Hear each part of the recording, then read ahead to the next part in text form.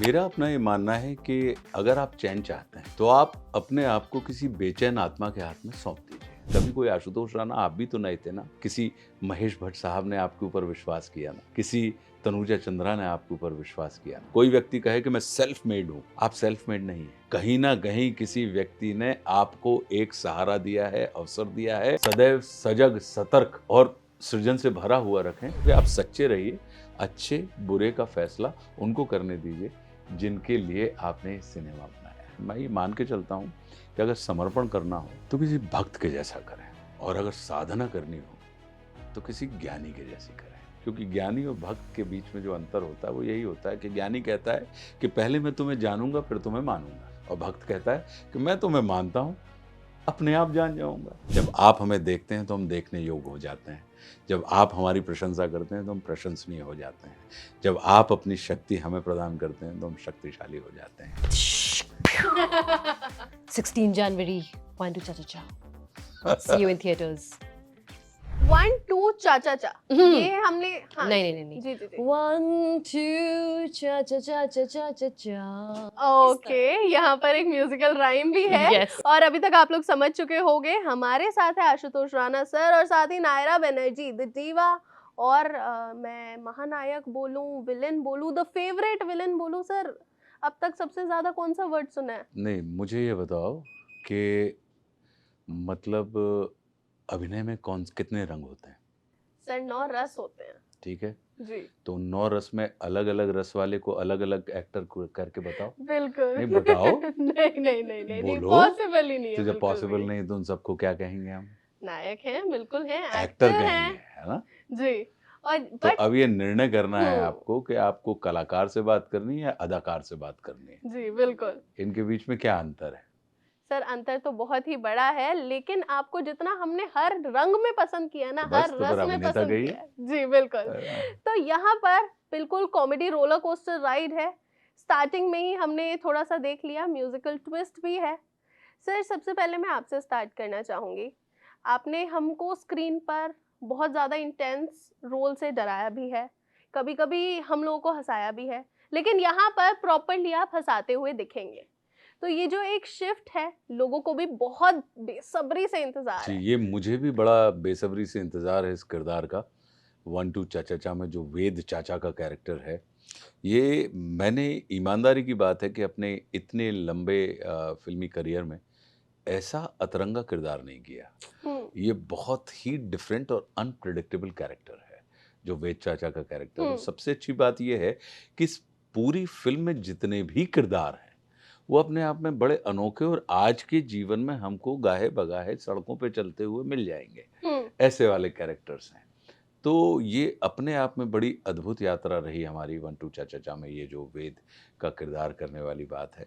क्योंकि ये through out, जैसे कि अभी हम चर्चा की शुरुआत में हमने कहा कि 9 रस, जी, तो ज़िंदगी के सारे रस जब हमको अपनी यात्रा में देखने मिल जाएँ, करने मिल जाएँ, तो हमारी ज़िंदगी बड़ी आनंद से पूर्ण हो जाती है। ये किरदार बिल्कुल वैसा ही है कि आपको इतना सरल नज़र आता है कि बहुत सरल आदमी है, हुँ, बहुत ईमानदार आदमी है, हुँ, बड़ा जिसको कहना चाहिए कि इनोसेंट व्यक्ति है। लेकिन उसकी सरलता इस हद तक है कि लोगों को बीच में वो जटिल लगने लगता है। ओके, तो सरलता भी जब आपको जटिल लगने लगे, हुँ, कॉम्प्लेक्स लगने लगे, तो कहीं न कहीं फिर जीवन में आपकी उत्सुकता बढ़ती है, और उसके प्रति जो अनप्रेडिक्टेबलनेस है, हुँ। वो कहीं न कहीं आपको जीवन में रोमांच देने लगती है। वही रोमांच की यात्रा इस फ़िल्म में है। ठीक है, नायरा जैसे सर ने अपने कैरेक्टर को बहुत ही ब्यूटीफुली एक्सप्लेन किया है, बताया है कि ये ऐसा किरदार है जिसके लिए मैं खुद भी बहुत ज़्यादा एक्साइटेड हूँ। आपको भी हमने, भले ही फिर वो टीवी सीरियल्स हो या फिर रियलिटी शोज़ हो, हम सबने बहुत पसंद किया है। यहाँ पर भी एक नया ट्विस्ट देखने को मिलेगा। अपने कैरेक्टर के बारे में कुछ बताइए? मैं एक्चुअली कैरेक्टर्स चूज़ ही करती हूँ जहाँ पे मुझे डिफरेंट दिखने का मौका मिले, और मुझे मज़ा आता है क्योंकि एक अलग किस्म की चैलेंज फ़ील होती है। हुँ, मेरे किरदार का नाम है शोमा 440। हुँ, वो कहते हैं कि शोमा को देखकर लोगों को 440 का वोट का झटका मिलता है। तो किरदार कुछ ऐसा ही है जो अपने अदाओं से, अपने नृत्य से, अपने डांस से, अपने बातों से वो लोगों को खुशी देती है, रिझाती है, एंटरटेन करती है। एंड मैं ज़्यादा नहीं बोलना चाहूँगी क्योंकि मैं चाहती हूँ कि आप लोग ये फिल्म देखें। बहुत मज़ेदार सिचुएशंस हैं, सीन्स हैं इस फिल्म में, जहाँ पे मेरे आशु सर के साथ भी काफ़ी क्यूट ओके। बहुत ही क्यूट सीन्स हैं। एंड आप जैसे इनको पूछ रहे थे कि मैंने इनको पहली बार एक बहुत ही क्यूट रोमांटिक वे में देखा है, तो it was a treat, literally treat to my eyes. And मेरे बारे में एक स्पेशल क्वालिटी जो इस चीज़ में मुझे सीखनी थी, दैट वाज बिहारी एक्सेंट। मैंने कभी बिहारी किरदार नहीं किया है, लेकिन हम मज़े बहुत लूटते हैं उस म्यूज़िक सेंस के। तो मुझे मौका मिला हमारे एक्टर सर से सीखने का, वो फ्लेवर पकड़ने का। तो मैं खुद बहुत एंटरटेन हुई हूँ। सर जैसे कि कुछ एक्टर्स हैं बॉलीवुड में जिनको हम बोलते हैं पूरा का पूरा एक्टिंग इंस्टीट्यूट, एंड आप भी उनमें से एक हैं। जब भी कोई आपके साथ काम करता है या फिर पिछली बार भी जब आप आए थे ना, मैं पूरे इंटरव्यू वहीं खड़ी हुई थी, मैं एक एक चीज़ सुन रही थी। मेरे लिए बहुत बड़ा टेक अवे था, बहुत सारी लर्निंग्स थी वहाँ से, और जब भी कोई आपसे बात करता है आई एम श्योर कुछ ना कुछ वापस लेके जाता है। लेकिन नायरा, आपने पूरी फिल्म करी, सर के साथ काफ़ी टाइम स्पेंड किया। What were the key takeaways from him? Because अगर ऐसे व्यक्ति हैं आपके सामने जिन्होंने थिएटर में भी इतना एंटरटेन किया है लोगों को इतना अपनी ओर खींच के रखा है, और मतलब आई थिंक आज भी एक वही हमारे राम ही एक ऐसा थिएटर प्ले है जिसके शोज हाउसफुल जाते हैं। लोग 6-6 8-8 हज़ार की टिकट लेके जाते हैं। अभी सुबह ही मेरे फ्रेंड है, वो भी थिएटर करता है, उससे भी मैं यही बात कर रही थी, उसने बोला भाई हाउसफुल जाते हैं सारे शोज, दूर दूर से लोग आते हैं। So what were the key takeaways? You know, the best thing about him is उनको हर एक भावना, फीलिंग्स, सिचुएशंस, लैंग्वेज, शब्द, हर एक चीज़ की मीनिंग इतनी डिटेल में और इतनी ब्यूटीफुली एक्सप्लेन करने की क्वालिटी है। आपके पास कोई भी सिचुएशन या कोई भी टॉपिक ले लो, he will not only explain the topic but उसके सब टॉपिक्स भी बहुत डिटेल में वो बता सकते हैं। मतलब he has a very detailed vision and understanding of everything. That's the most beautiful quality of him, most beautiful. Sir के चेहरे पर मुस्कान है इस टाइम पर, क्योंकि देख सुन रहे हैं सर सुन के रहा हूँ। वाओ। हाँ। सर वैसे यूजुअली क्या होता है, जब भी एक्टर्स हमारे साथ बैठे होते हैं तो हमारे दिमाग में बहुत सारे सवाल होते हैं, लेकिन उनमें से जो सबसे पहले मैं आपसे पुट फॉरवर्ड करना चाहूँगी वो ये है कि आप ना कभी भी पीछे नहीं हटे किसी भी यंग एक्टर या फिर डेब्यूटेंट के साथ काम करने से। हमने हीर एक्सप्रेस में भी देखा, आपने काम किया, यहाँ पर भी काफ़ी सारे यंग एक्टर्स हैं, टैलेंटेड एक्टर्स हैं जो कि आगे जाकर हमें बड़े पर्दे पर बहुत अच्छा एंटरटेन करेंगे। सो अभी काफ़ी लोग होते हैं जो कि थोड़ा डरते भी हैं, घबराते हैं, एक्टर्स होते हैं, लेकिन वही यंग एक्टर्स जो होते हैं वो कहते हैं हमारा बहुत बड़ा प्रिविलेज होता है क्योंकि एक्टर्स हमें छोटा फील नहीं करवाते कभी भी। तो आप इस शिफ्ट को कैसे देख रहे हैं? बिकॉज आप जैसे एक्टर्स हैं जो कि डेब्यूटेंट्स के साथ काम करके उनको और इंस्पायर करते हैं, मोटिवेट करते हैं कि नहीं बेटा यहाँ गलत कर रहे हो, आगे और ठीक हो जाएगा। मेरा अपना ये मानना है कि अगर आप चैन चाहते हैं तो आप अपने आप को किसी बेचैन आत्मा के हाथ में सौंप दीजिए। बेचैन आत्मा से मेरा मतलब ये है कि जब जो व्यक्ति प्रूव कर चुके हैं, अगर आप उनके साथ जुड़े हैं तो उनको फिर आपको प्रूव करने की ज़रूरत नहीं है। लेकिन जिनको प्रूव करना है, अगर आप उनके साथ जुड़े हैं तो वो अपनी चमक से, अपनी एज से कहीं न कहीं आपको भी शार्पन कर देते हैं। तो मेरा इस चीज़ में अखंड विश्वास है कि जो नई ऊर्जा होती है, नई ऊर्जा के बीच में आके आप अपने आप को अननर्व्ड महसूस करते हैं, और आपका ये अननर्व होना ही कहीं न कहीं आपको रिजुविनेट करता है और एजी बना देता है। तो मैं इसलिए, और मेरा अपना ये मानना है कि कभी कोई आशुतोष राणा, आप भी तो नहीं थे ना, किसी महेश भट्ट साहब ने आपके ऊपर विश्वास किया ना, किसी तनुजा चंद्रा ने आपके ऊपर विश्वास किया ना, आपको वो अवसर दिया, और अगर आपको अवसर नहीं देते तो क्या आज आशुतोष राणा वंशिका के साथ एबीपी न्यूज़ पे बैठकर ये चर्चा कर पाने की पात्रता रखता, भले ही आप कितने टैलेंटेड क्यों ना होते। तो मेरा अपना ये मानना है कि प्रतिभाओं को कभी भी पूर्वाग्रह के माध्यम से नहीं देखना चाहिए। उनको ये मान के चलना चाहिए कि ये आपके जीवन में प्रतिभाएं जो होती हैं वो हमेशा उनको अच्छे अवसरों की तलाश होती है। और मेरा ये मानना है कि अगर आप अवसर बनकर किसी प्रतिभा के परिष्कार का कारण बन सकते हैं, तो आपको निश्चित रूप से उस अवसर का अवसर बन के आपको भी तो लाभ हो रहा है, कि बिल्कुल। आप भी तो लाभान्वित हो रहे हैं ना, कि आप अपॉर्चुनिटी के तौर पे कहीं न कहीं जाने जा रहे हैं। तो मैं इस चीज़ में ये मान के चलता हूँ कि मेरा बहुत स्ट्रॉन्ग बिलीफ है इस बात में कि इस जगत में कोई भी व्यक्ति सेल्फ डिपेंड नहीं होता, हम्म, हम इंटर डिपेंडेंट हैं। जी बिल्कुल।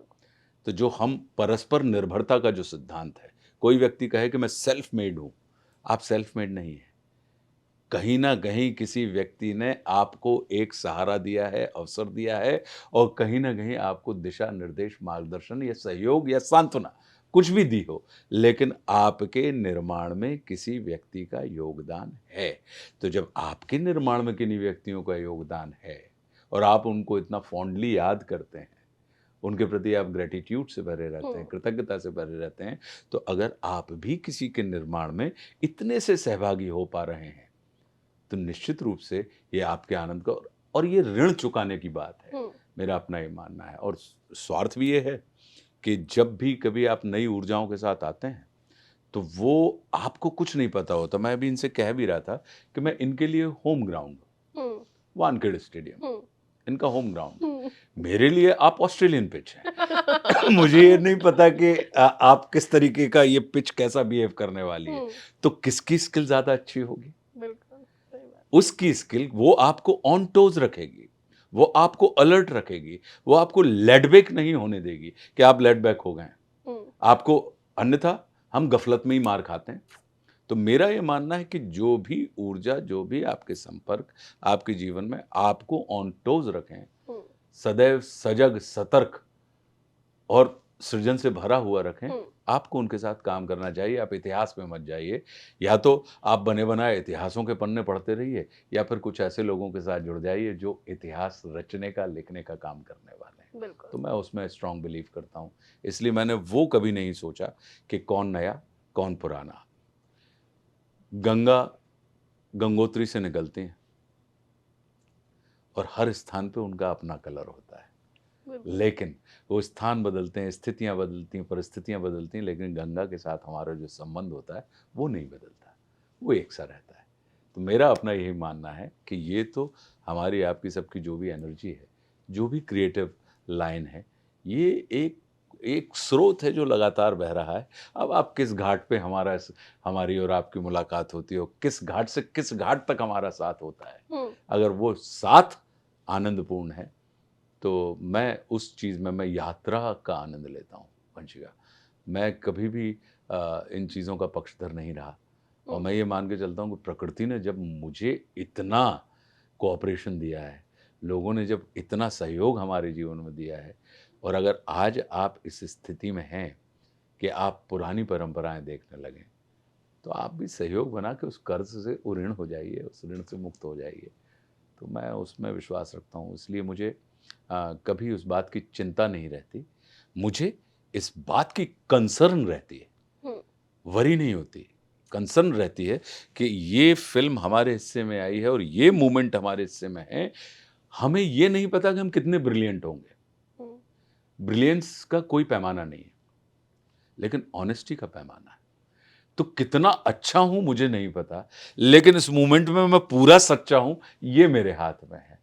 तो मैं उसमें विश्वास रखता हूँ कि आप सच्चे रहिए, अच्छे बुरे का फैसला उनको करने दीजिए जिनके लिए आपने सिनेमा बनाया है। और यही कारण रहा कि हमारी सच्चाई को लोगों ने या ये कहा है कि फ़िल्म चले या ना चले, लोग ये कहते रहे कि यार ये बहुत डेड ऑनेस्ट परफ़ॉर्मेंस थी। तो उसका अपने आप में एक बहुत बड़ा सुख होता है। सर शो स्टॉपर तो आप शुरुआत से ही रहे हैं, लेकिन यहाँ पर नायरा ने जो चीज़ बोली थी वो कम्प्लीटली प्रूव हो गई है, बिकॉज आपसे अच्छा इस क्वेश्चन का आंसर कोई और नहीं दे सकता था। जिस सरलता से और जितने इजी वर्ड्स के साथ आपने ये आंसर दिया, लेकिन समझाई इसमें चीज़। इसमें मैं मेरा एक चीज़ को मैं इसमें क्रेडिट आप लोगों को इसलिए देना चाहूँगा, किसी भी उत्तर का जो जन्म होता है ना, वो प्रश्न के गर्भ से होता है। और कोई भी उत्तर निकलता ही तब ठीक है, जब उसे सुनने वाले कान उतने ही रिसीविंग एंड पर उतने ही अच्छे और बड़ा सोचने वाले हों, बारीक सोचने वाले हों। तो मैं ये मान के चलता हूँ कि हो सकता है कि अगर ये सवाल आपकी जगह किसी और ने पूछा होता तो कुछ और जवाब निकलता है इसका। तो चूंकि कान अच्छे हैं इसलिए उस कान में प्रवेश करने वाली बात इतनी विस्तृत और अच्छे से निकल आई है। Thank you so much sir. इस टाइम पर तो मैं बहुत ज़्यादा डिलाइटेड फील कर रही हूँ। लेकिन नायरा, जैसे अभी सर ने काफ़ी सारी चीज़ों के बारे में बात करी, एक मैंने छोटे बोला था से कॉन्सेप्ट्स लाइफ के, शब्द के, Definitely. फीलिंग्स के, क्राफ्ट के बहुत क्लियर है। He is precise with everything. ठीक है, आपने रियलिटी शोज भी करे हैं, खतरों के खिलाड़ी भी किया है, बिग बॉस भी किया है, लोगों ने आपको सपोर्ट भी बहुत ज़्यादा किया है। खतरों से खेलना बहुत डिफिकल्ट होता है लेकिन मज़ा आता है। यहाँ पर भी आप एक 440 वोल्ट का झटका देने वाली हैं लोगों को। बट जैसे रियलिटी शोज के बारे में आमतौर पर कहा जाता है कि रियलिटी शोज आपके लिए ना दरवाज़ा खोल देते हैं बहुत सारी चीज़ों का। सो आपने पर्सनली ये चीज़ एक्सपीरियंस करी, is that true, is that not true? मुझे नहीं लगता मेरी लाइफ में ज़्यादा कुछ डिफरेंस हुआ है रियलिटी शोज करने के बाद। Honestly I think I was more proactive before the reality shows. See reality shows ना अलग अलग लोगों पे अलग अलग वे में रिएक्ट करती हैं। मेरा कहने का मतलब ये है कि बहुत कम लोग होते हैं जिनको एक नया करियर अपॉर्चुनिटी मिलता है। मैं बिग बॉस में बहुत लंबी नहीं थी, मैं सिर्फ 3 हफ्तों के लिए थी। हैविंग सेड दैट खतरों के खिलाड़ी में बहुत लंबी गई, और वहाँ से ही मुझे और फैंडम मिला और ज़्यादा प्यार मिला। एक्चुअल नायरा को लोगों ने देखा, लोगों ने मुझे सिर्फ मेरे किरदारों से जाना है, लेकिन इस बार पहली बार मेरी पर्सनैलिटी, रियल इंसान को देखा है, तो बहुत पसंद किया है। बट उससे मेरे करियर को कोई फ़र्क नहीं पड़ा है। It's just an experience and I take it as an experience. ठीक है सर, अगला सवाल मैं आपसे ये पूछना चाहूँगी कि जैसे काफ़ी सारे एक्टर्स आते हैं और कुछ एक्टर्स हैं जो दिल पर छाप छोड़ जाते हैं, एंड आप उन्हीं में से एक हैं जिनको लोगों ने हमेशा से ही सराहा है। अगर मैं सुबह पापा से भी बता रही थी कि पापा आशुतोष राणा जी आ रहे हैं, तो पापा ने तक मुझे ये बोल दिया था, अरे यार क्या बात कर दी तूने। मतलब जनरेशंस आपकी फैन है। इट्स नॉट जस्ट कि हाँ 90s 70s वाले लोग आपके फैन है, but the Gen Zs are also a very big fan of yours. लेकिन आप परमात्मा के बहुत बड़े भक्त हैं और रिसेंटली आपकी मुलाकात भी हुई प्रेमानंद महाराज जी से। उस मुलाकात के बारे में कुछ कहना चाहेंगे? मेरा अपना ये मानना है कि जो हमारा भारत है वो या तो ज्ञान मार्ग से चलता है या भक्ति मार्ग से चलता है। भक्ति मार्ग में उपासना और समर्पण का महत्व होता है, ज्ञान मार्ग में साधना और श्रम का महत्व होता है। तो प्रेमानंद जी जो हैं वो भक्ति मार्गी हैं जिसमें उपासना और समर्पण का महत्व है। और मैं इस चीज़ को स्ट्रॉन्ग बिलीवर हूँ इस बात का कि कोई व्यक्ति जब आप पूर्णतः समर्पित होते हैं किसी भी अस्तित्व के लिए, तो समर्पण के पीछे ये बात ही काम करती है कि या तो वो चिंता कर ले या तुम चिंता कर लो। तो जब वो चिंता करता है तो आप परम निश्चिंत हो जाते हैं। आपके जीवन की फिर तमाम विसंगतियां भी संगति में दिखाई देती हैं आपको। तो मेरा अपना ये मानना था कि एक ऐसे व्यक्ति के सामने अगर आप जा रहे हैं, तो जैसे कोरोना काल में अगर आपको याद होगा तो हम लोग सैनिटाइज़र के उसमें से निकलते थे और हम सैनिटाइज हो जाते थे। तो मेरा अपना ये मानना है कि ऐसे जो लोग होते हैं इनकी दृष्टि सैनिटाइज करती है। तो अगर आप इनके दृष्टिपथ में आके ही खड़े हो गए हैं तो इन लोगों की ऊर्जाएं आपके जीवन के जो विकार होते हैं कहीं ना कहीं उसकी शुद्धि हो जाती है। तो मैं सिर्फ उसी भाव से गया था कि उनकी दृष्टि मुझ पर पड़ जाए और मेरी दृष्टि उन पर पड़ जाए, बस इतना ही जीवन में अगर हो गया तो। चूँकि मैं गुरु आदि हूँ, मेरे परम पूज्य गुरुदेव दद्दा जी की बड़ी कृपा है और उन्हीं की कृपा के कारण मुझे ऐसे सद्पुरुषों का आशीर्वाद भी मिल जाता है। तो मैं ये मान के चलता हूँ कि अगर समर्पण करना हो तो किसी भक्त के जैसा करें, और अगर साधना करनी हो तो किसी ज्ञानी के जैसी करें। कि साधना भी अंतिम सीमा पर जाने के बाद समर्पण में जब रूपांतरित हो जाती है। क्योंकि ज्ञानी और भक्त के बीच में जो अंतर होता है वो यही होता है कि ज्ञानी कहता है कि पहले मैं तुम्हें जानूंगा फिर तुम्हें मानूंगा, और भक्त कहता है कि मैं तुम्हें मानता हूं अपने आप जान जाऊंगा। तो ये जो दोनों के मार्ग अलग अलग हैं लेकिन डेस्टिनेशन दोनों का एक ही होता है। तो परम सत्य तक पहुंचने के हमारे भारत के अंदर 2 मार्ग हैं। हैं, ज्ञान मार्ग और भक्ति मार्ग। तो पूज्य श्रद्धेय प्रेमानंद जी जो हैं वो भक्ति मार्गी हैं, और वो ये बात ही करते हैं कि उनका ये मानना है कि जप करें आप, कि जब जप। जाप आप किसी का भी, और ये मैं अपने रावण ज्ञान में ये बात लक्ष्मण जी को कहता हूँ कि आप जिसका भी चिंतन करते हैं शिद्दत के साथ, शब्द में शक्ति होती है बशर्ते कि वो शिद्दत से बोले जाए। अगर नहीं होती तो कोई व्यक्ति अगर हमें अब्यूज करता है तो 10 फीट दूर खड़े हुए हमारे शरीर के अंदर ऊर्जा आती है और हम उसकी गर्दन पकड़ लेते हैं। क्या था? शब्द में शक्ति थी ना। बिल्कुल। जिसने 10 फीट दूर खड़े हुए व्यक्ति के अंदर ऊर्जा का संचार किया और वो व्यक्ति एक्टिव हुआ और उसने जाके आपको गला पकड़ लिया। तो फिर अगर गाली में इतनी शक्ति है तो फिर मंत्र में भी इतनी शक्ति होगी, नाम में ही इतनी शक्ति होगी, तो झंझट कहाँ है? तो जिस शिद्दत के साथ हम गाली दे रहे हैं, अगर उसी शिद्दत के साथ अगर हमने नाम को जप लिया, मंत्र को जप लिया, तो ये विश्वास मानिए कि वो तो जादू का काम करेंगे। तो मैं ये कहता हूँ लक्ष्मण ज्ञान में कि हम जिसका भी चिंतन मनन स्मरण करते हैं, जीवन में हम बिल्कुल उसी के जैसे हो जाते हैं। ये हमारे सब बुजुर्गों ने हमसे कहा ही कि जो आप सोचते हैं वैसे आप हो जाते हैं, वैसे बन जाते हैं। तो हमारी हवाई जहाज पहले कहाँ बना था? दिमाग में। पहले किसी के यहाँ बना, उसके बाद आज वो हमको और आपको लेके यात्रा करवा रहा है। बिल्कुल। तो किसी भी चीज का पहले निर्माण कहाँ होता है? मन में। तो अगर मन में उसी शिद्दत के साथ निर्माण हो जाए उस चीज का, उसी इंटेंसिटी के साथ, उसी तीव्रता के साथ, तो आप ये विश्वास कीजिए कि रूपांतरित होने में तो हमको आपको समय नहीं लगता। तो मैं जिस भाव से उनके पास गया था वो यही भाव था कि एक भक्ति प्रधान व्यक्ति को मैं देख रहा हूँ जिसने हम और आप तो छोटे से कष्ट में, हमारे उंगली में चोट लग जाए तो हमारा पूरा काम करने का सुर बिगड़ जाता है। हमारा अगर मान लीजिए फ्रैक्चर हो जाए तो हमारा सुर बिगड़ जाता है। वो तो उनकी दोनों किडनियां खराब हैं, लेकिन मजाल है, ये भक्ति का ताप है, ये नाम का प्रताप है और ये समर्पण की शक्ति है कि आप उनसे बात करते हुए आधा मिनट के लिए भी अगर वो ना बताएं कि वो किडनी उनको किडनी की बीमारी है, अगर वो ना बताएं तो हम और आप पता नहीं लगा सकते जो आनंद उनके कंठ में है, जो आनंद उनके शक्ल में है, जो आनंद उनके अस्तित्व में है, ये समर्पण का है। तो मैं तो इसी भाव से उनके पास गया था कि एक ऐसे समर्पित व्यक्ति की अगर दृष्टि ही मुझ पर पड़ जाएगी तो हम लोग जो कि माया जगत में हैं, हम लोगों को प्रतिपल प्रत्येक फिल्म में अपनी किरदारों को बदलना पड़ता है। अगर बंटू चाचा है तो मान लीजिए वेद का किरदार है, तो उस किरदार को जो अनप्रिडिक्टेबलनेस है उसकी, या जो उसका माइंड सेट है, तो अगर आपको बदलना है कहीं ना कहीं, तो फिर आपको अपने अंतस से ही जुड़ना पड़ता है। और ऐसे लोग अंतस की खान होते हैं कि जहाँ हर आदमी में होते हैं 10-20 आदमी, जिसको भी देखिए कई बार देखिए वाली बात होती है।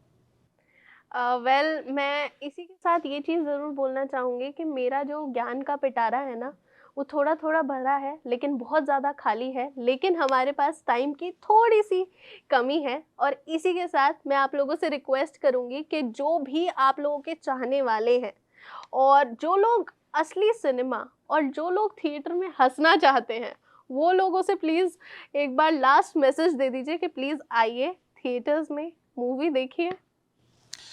मैं सभी से प्रार्थना करता हूं कि बड़े मन लगा के हम लोगों ने ये फिल्म बनाई है 1-2 चा, जो कि 16 जनवरी को भारतवर्ष में सिनेमाघरों में रिलीज़ होने वाली है। हम सबके प्रयास बड़े ईमानदार हैं। हमारे जो निर्देशक हैं उन्होंने बहुत अच्छे से लिखा है, अभिषेक ने, और उतना ही अच्छे से उन्होंने डायरेक्ट भी किया है। तो हम चाहते हैं कि आप सब वहाँ पर पहुँचें, क्योंकि किसी भी फिल्म का या किसी भी रचना का महत्व ही तब होता है जब उसे प्रेम करने वाले, सराहने वाले रसिक मिल जाएं। क्योंकि जब आप अपने घर से चलते हैं, जब आप हमें देखते हैं तो हम देखने योग्य हो जाते हैं। जब आप हमारी प्रशंसा करते हैं तो हम प्रशंसनीय हो जाते हैं। जब आप अपनी शक्ति हमें प्रदान करते हैं तो हम शक्तिशाली हो जाते हैं। तो अभिनेता जो होता है वो समाज की निर्मिति है, और समाज जो होता है वो हम अभिनेताओं का या किसी भी कलाकार का निर्माता होता है। तो आप निर्माता हैं तो हम निर्मितियों को देखिएगा, आप देखेंगे आपके ही द्वारा बनाई गई चीज़ है और आप सराहेंगे तो हमारा होना हमें आनंद से भर देगा। नायरा 440 वोल्ट का झटका देने के लिए बिल्कुल तैयार। 16 जनवरी, वांटू चा चा चा। See you in theaters. Thank you so much, बहुत अच्छा लगा मुझे आप लोगों के साथ बात करके। आई विश कि अगली बार जब हम मिले हमारे पास और समय हो, हम और सारी बातें तुमने करें। सारी चर्चा तुमने भक्ति में तो कन्वर्ट करवा दी। तुम्हें 2-3 एपिसोड का काम मिल गया, अब एक ये सोलो जाएगा।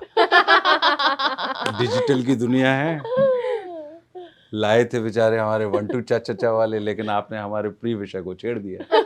जब आपने प्रिय विषय, क्योंकि अभिनय तो हम लोगों का प्रोफेशन है जी है बिल्कुल। ना, लेकिन जिस विषय को आपने छोड़ा था वो तो हमारे जीवन की आत्मा है।